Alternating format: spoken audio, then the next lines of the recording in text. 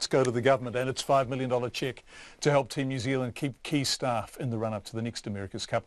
The government provided the same amount of money to the team following its defeat in San Francisco 4 years ago. Prime Minister Bill English says the funding will go some way towards protecting the valuable intellectual property, experience and skills that rest with key team members. We heard from the Prime Minister after 5.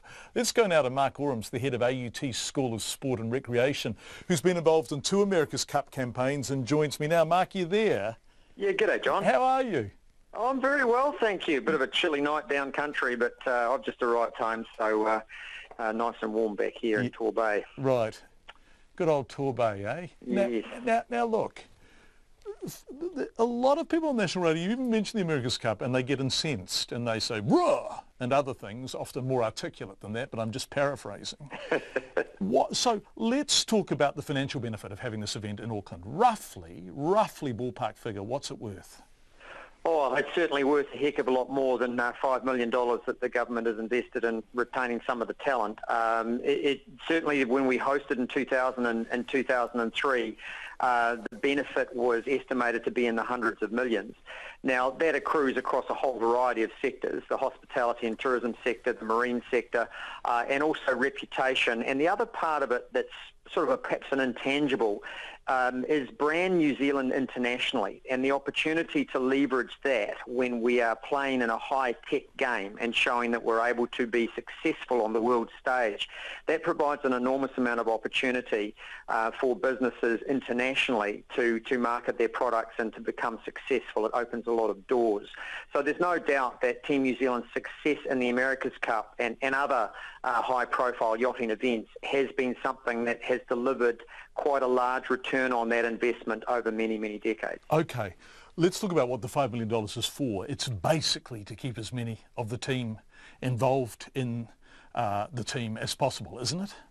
Yes, it is, and this was a very real risk, and just as how I suppose we've learned the lessons out of San Francisco, we needed to learn the lessons out of the successful defence of the America's Cup here for the first time in 2000. And then, of course, only 3 years later, the loss of the America's Cup. So we went from a 5-0 win and a dominating performance in 2000 to a 5-0 loss. And that turnaround was simply due to the loss of key personnel that were attracted offshore to compete for other syndicates against New Zealand. And so learning the lessons from that, retaining key people is absolutely critical to the potential success of Team New Zealand as a defender. And most importantly, and this is the thing that we need to remember longer term, if we defend the Cup successfully, we get to host it again. So there's a long-term game here in terms of keeping the talent within Team New Zealand, right, so that we can maximise our chances of a successful defence and then reaping the additional rewards that come from that longer term. Who's the talent? Who would the foreign teams, who would Larry Ellison have had his chequebook out for example? Well, the key people will be the key decision makers and the brains in the design team. So the engineers, the head of the design team, some of the key members within the shore crew as well, who are your typical hard-working but very, very talented and innovative Kiwis. They'd certainly be on the short list. And then the high-profile members of the sailing team and some of the coaching team as well, who are very, very experienced and astute players. So there will be a list that is perhaps not as long as the entire team itself, but certainly the key members within the team would be targeted. And of course, what that does, if you're a now challenger for the America's Cup, it does 2 things. You get the double whammy. You get the talent, so you strengthen your team, and you take it away from the opponent, so you weaken them. So that's why it's the classic move for the big players who will want to or aspire to win the America's Cup and now take it away from New Zealand, is that's the classic play that they will try and make.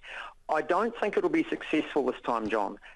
Even though they can wave a heck of a lot bigger checkbooks than any New Zealand government or supporter or sponsor can. This is a team that's really tight. It's a team that actually is not motivated by money. They're motivated by creating history, by being both true to their roots and their heritage as Kiwi yachties and Kiwis. And many of them have been involved in this team for multiple campaigns and have been through the dark times as well. And so they'll now want to really see this event coming up in New Zealand in, well, probably 4 years' time, most likely, and most likely in Auckland. They'll want to see it be something really, really special, and they'll want to deliver a result that they can continue to be proud of. So, you know, that core group within Team New Zealand are pretty tight. Dr. Mark Orams, who is the head of the School of Sport and Recreation at AUT and has in fact worked on 2 America's Cup campaigns. Thank you, Mark. Very nice to talk to you.